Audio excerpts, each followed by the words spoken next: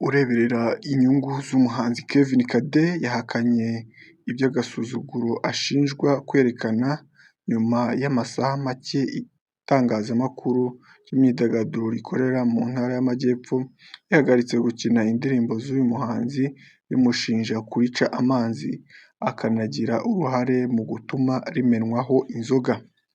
Ibi byose byatangiye mu mpera z'icyumweru gishize ubwo uyu muhanzi yataramiraga abakunzi be bari bamutegereje mu gitaramo cyari cyiswe Minuza Festival cyabereye mu kibuga cy'umupira cya Kaminuza y'u Rwanda ishami rya Huye.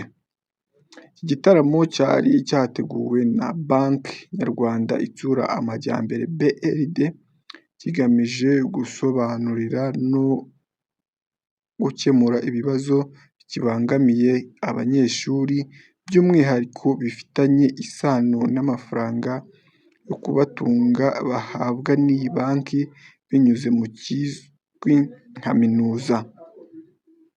Uyu muhanzi rero bakaba bavuga ko ari we ntandaro yo gutuma aba banyamakuru bamenwaho inzoga.